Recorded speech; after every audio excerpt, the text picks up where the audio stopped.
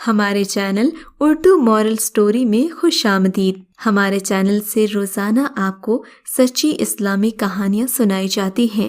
ان کہانیوں میں کوئی نہ کوئی ایسا سبق چھپا ہوتا ہے جو آپ کی زندگی سنوار سکتا ہے۔ آج کا واقعہ بھی ایسا ہی ہے۔ چلیے سنتے ہیں آج کی کہانی۔ پہلے ہم شہر میں رہتے تھے۔ ہمارے سارے رشتہ دار شہر میں قیام پذیر تھے، لیکن شہری زندگی میں جہاں کچھ سہولیات ہوتی ہیں وہاں کئی مسائل بھی درپیش ہوتے ہیں۔ شہر میں ہماری زندگی کا سب سے بڑا مسئلہ مہنگائی تھا۔ ہم 4 بہنیں تھیں اور ہمارا ایک بھائی تھا۔ والد کی آمدنی بے حد قلیل تھی۔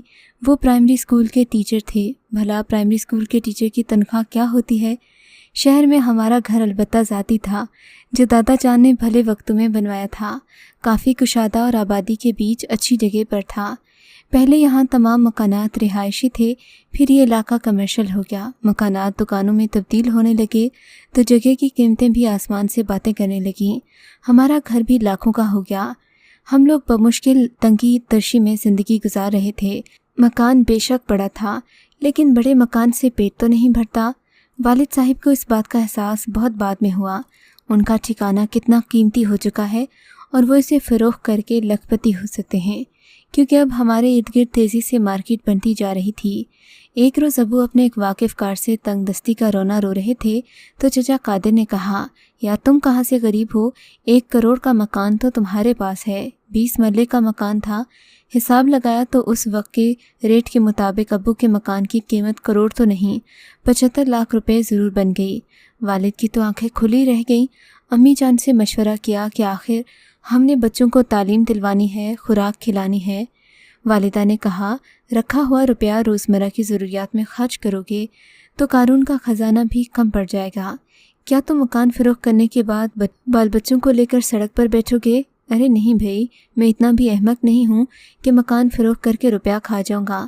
کہنے کا مطلب یہ تھا کہ کوئی مشورہ دو، اس روپے سے کاروبار کر لوں یا پھر سستی جگہ پر زمین خرید لوں تاکہ روپیہ بڑھے اور بچوں کی ضروریات پوری ہوں۔ والدہ نے شوہر کی بات کو غور سے سنا۔ کہنے لگیں، کہتے تو تم ٹھیک ہو، ایسا ہو بھی سکتا ہے، لیکن میں تم کو کاروبار کا مشورہ نہیں دوں گی۔ اس کی وجہ یہ ہے کہ ہم جدی پشتی کاروباری لوگ نہیں ہیں۔ کاروبار ان لوگوں کا ترقی کرتا ہے جن کا تجربہ ہوتا ہے یا پھر وہ باپ دادا کے زمانے سے ایسا کام کرتے آئے ہیں۔ ہم تو سیدھے سادے کسان تھے۔ ابھی اگر بھلے دن آ سکتے ہیں تو ذمہ داری سے ہی ہم اس کام میں ضرور کامیاب ہوں گے۔ تمہارا مطلب ہے اگر ہم زرعی زمین خرید لیں تو خوشحال ہو سکتے ہیں؟ ہاں بالکل، میرا یہی مطلب ہے۔ مکان فروخت کرنا ہی ہے تو جائیداد کے بدلے زمین خرید لو، یہ گھر بیچ کر دیہات میں زرعی زمین لے لو، اس پر گھر بنا کر رہنا شروع کرو۔ خود کاشت کرو گے تو 2 سال کے اندر اندر ہم مالدار ہو جائیں گے۔ بات اچھی تھی، لہٰذا والد کی سمجھ میں بیوی کی بات آ گئی۔ انہوں نے کہا، تم ٹھیک کہتی ہو، جتنے پیسوں کا مکان بکے گا اتنے پیسوں میں 10-12 بیگھے زمین آ جائے گی۔ ہمارے گزارے کے لیے اتنی زمین کافی ہے۔ اس سے زیادہ بڑے رقبے پر تو میں کبھی کاشتکاری بھی نہ کر سکوں گا۔ جلد ہی والد نے زرعی زمین دیکھنا شروع کر دی۔ اب اس معاملے میں خسارہ یہ تھا کہ ہمیں شہری زندگی چھوڑ کر دیہات میں ضم ہونا تھا اور یہ ہمیں قبول بھی نہیں تھا۔ آپ سمجھ سکتے ہیں کہ دیہات میں زندگی کا کیا روپ ہوتا ہے۔ اگر کسی گاؤں میں بجلی کی سہولت ہو تو بھی برائے نام ہوتی ہے۔ 24 گھنٹوں میں سے صرف 2 یا 3 گھنٹے بجلی آتی تھی۔ وہاں کھانا پکانے کے لیے گیس بھی میسر نہیں تھی۔ لکڑیاں ابلے اور اسی قسم کے ایندھن پر گزارا کرنا پڑتا تھا۔ اوپر سے مچھروں کی بہتات کہ تمام رات جاگتے رہو اور ہاتھ سے پنکھا جھلتے رہو۔ موسم گرما میں شدید گرمی سے برا حال ہو جاتا۔ سب سے تکلیف دہ بات یہ تھی کہ کوئی مرتا مر جائے، آپ کو میلوں دور تک ڈاکٹر نہیں ملے گا۔ طبی سہولت اس وقت تک میسر تھی کہ کوئی ڈسپنسر اپنی ڈسپنسری پر مل جائے۔ یہ نیم حکیم خطرہ جان لوگ کبھی معمولی تکلیف میں مسیحا ہوتے ہیں، لیکن کبھی موت کا فرشتہ بن کر جان بھی لے لیتے ہیں۔ ان سب تکالیف کو سہنے کے لیے امی ابو ذہنی طور پر تیار تھے، لیکن وہ دیہات سے شہر میں آباد ہوئے تھے اور دیہاتی زندگی گزار چکے تھے۔ ان کے لیے ایسی تکالیف روزمرہ زندگی کا حصہ تھی، مگر اب جو تشویش ان کو سب سے زیادہ تھی وہ یہ کہ بچوں کے لیے تعلیم کے حصول کا مسئلہ وہاں کیسے حل ہوگا۔ دیہات میں حکومت پرائمری اسکول تک اسکول تو بنا دیتی تھی، لیکن اسکول اکثر بھینسوں کے باڑوں میں تبدیل ہو جاتے۔ کچھ اسکول چل بھی رہے تھے مگر وہاں ٹیچرز موجود نہیں ہوتے تھے۔ یہ وہ ٹیچرز تھے جو ذمہ داروں کے اپنے رشتہ دار ہوتے تھے اور تنخواہیں گھر بیٹھ کر وصول کرتے تھے۔ خاص طور پر لڑکیوں کے پرائمری اسکول کی استانیاں، وہ تو اسکول نہیں آتی تھیں۔ کچھ استانیاں اتنی مہربانی کر دیا کرتی کہ گھر میں بچیوں کو بلا کر تھوڑا بہت پڑھا دیتی تھیں، لیکن بدلے میں اسکول کی لڑکیوں کو ٹیچر کے گھروں کا کام کرنا پڑتا۔ اگر استانی کا بچہ چھوٹا ہو تو اسے سنبھالنا ان طالبات کا کام ہوتا۔ والدین پھر بھی برا نہیں مانتے تھے، یہ سوچ کر کہ ان کی لڑکیاں کچھ تو سیکھ جائیں گی۔ لڑکوں کے اسکول کی عمارتوں میں اگر ذمہ دار کی بھینسیں اور گائیں بندھی ہوں تو بچوں کی کلاسز اس صورت میں کھلے میدان میں درختوں کے نیچے لگا لی جاتی۔ ان دیہاتی بچوں کا اللہ ہی نگہبان ہوتا ہے، کسی کو بھی بچوں کا خیال نہ تھا۔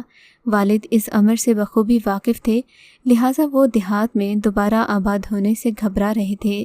تاہم امی نے ہمت بندھائی، میرے بھائی اور بہنوں کے گھر شہر میں ہیں، ہم بچوں کو پڑھانے کے لیے وہاں چھوڑ دیں گے، پہلے اپنی مالی حالت سدھار لیں، تم اپنا تبادلہ دیہات کے اسکول میں کروا لو، وہاں ہمیشہ ٹیچرز کی سیٹ خالی پڑی رہتی ہے، جب تمہارے اسکول میں بچے پرائمری تک پڑھ لیں گے تو آگے دیکھی جائے گی۔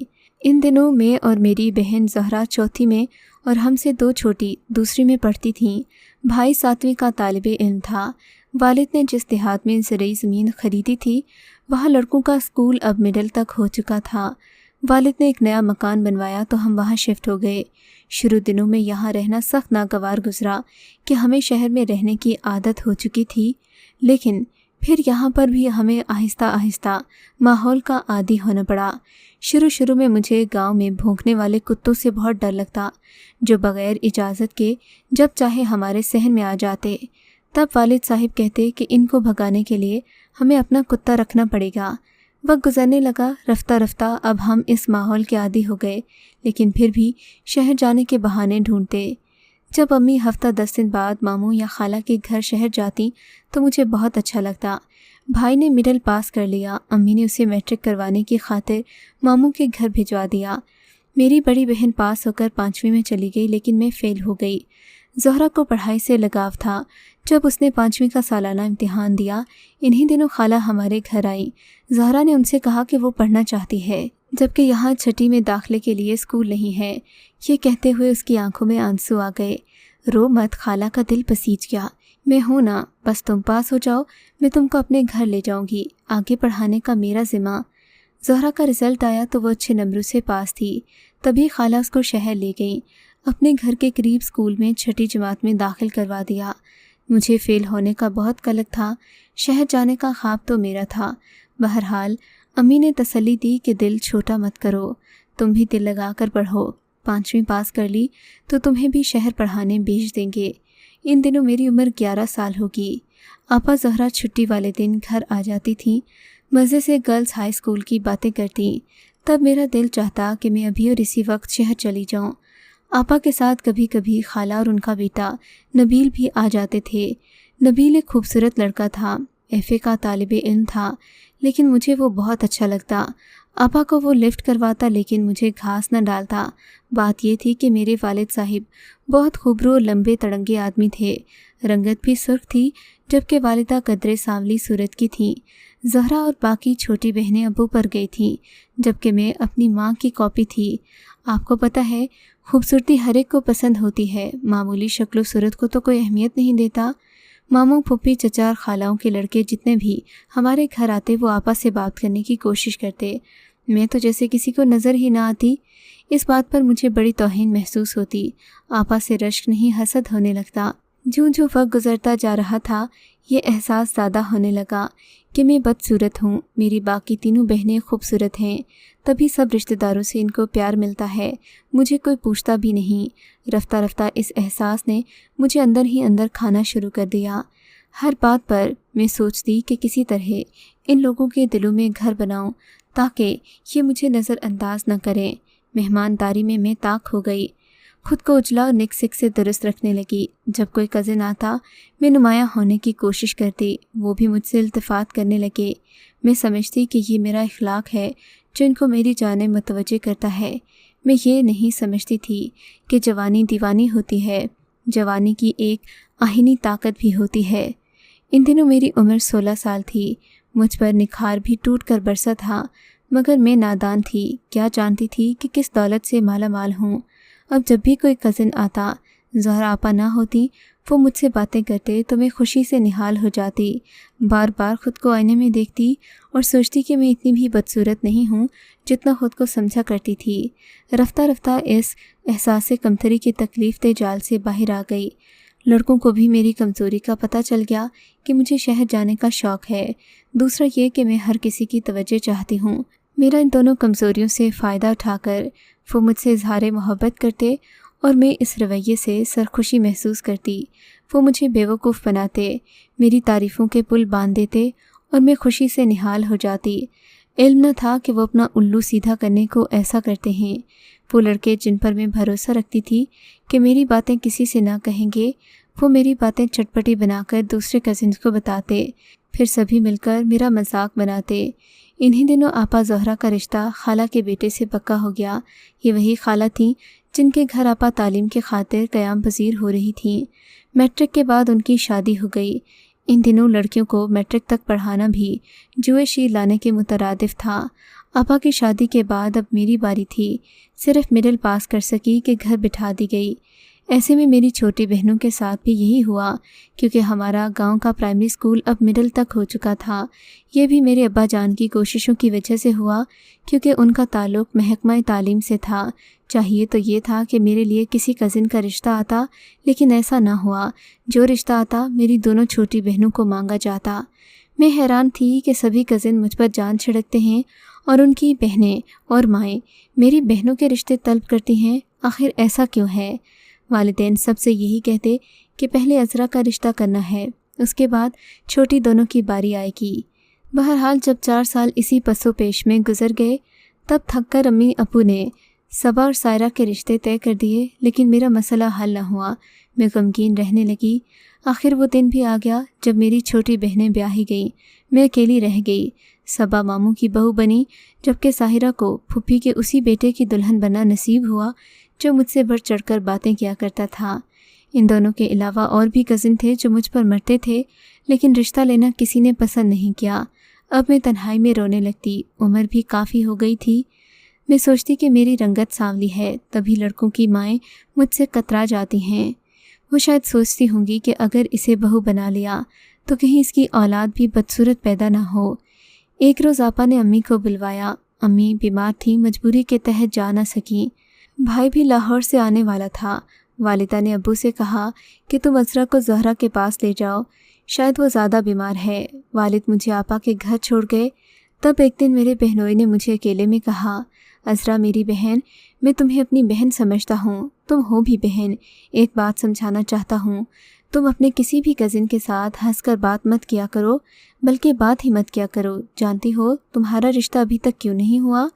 तुम्हारे कज़िन जब आपस में मिलते हैं तो तुम्हारे बारे में उल्टी सीधी बातें करते हैं, तुम्हारा मजाक उड़ाते हैं, एक दूसरे को हर वो बात बताते हैं जो तुमने उनको काबिल भरोसा समझकर कही होती है। बहना देखो, रिश्ते ऐसे नहीं होते, उल्टा तुमने रुसवाई मोल ली। फिर इन्होंने कुछ ऐसी बातें कहीं जो मैंने वाकई इन लड़कों से तन्हाई में कही थीं। ये बातें सुनकर मैं शर्म से पानी पानी हो गई, बल्कि रोने लगी। बहनोई की बातों ने मेरी आंखें खोल दी। आंखों पर जो पर्दा पड़ा था वो हट गया। मैं और ज़्यादा मोहतात हो गई। अपने कज़िन से हंसी मजाक और दिल लगी सब छोड़ दिया। बिलाखिर बहनोई की कोशिशों से मेरी शादी हो गई। हालांकि हमारे यहाँ ख़ानदान से बाही लड़की का रिश्ता नहीं देते थे, मगर मेरा रिश्ता ख़ानदान से बाही देना पड़ा क्योंकि मैं ख़ानदान में बदनाम हो गई थी। खुदा का शुक्र कि मेरे शौहर नेक सिरत और नेक चलन हैं, मुझसे मोहब्बत करते हैं। वो गम जो अपनों से मिला वो शौहर की मोहब्बत पाकर धुल गया है। आज मैं 4 लड़कियों की माँ हूँ। अपनी बच्चियों पर कड़ी नज़र रखती हूँ कि उन्हें बेवकूफ़ न बनाए कोई, जैसा कि मैं 16 साल की उम्र में बेवकूफ़ बनी थी। क्योंकि बद अच्छा से बदनाम बुरा होता है, इसीलिए हमें चाहिए कि अपनी नेक नामी की हिफाजत करें। अगर आपको आज का ये वाक़या पसंद आया है तो इस वीडियो को लाइक ज़रूर कीजिए और इस तरह के मज़ीद किस्से सुनने के लिए हमारे चैनल उर्दू मॉरल स्टोरी को सब्सक्राइब ज़रूर कीजिए।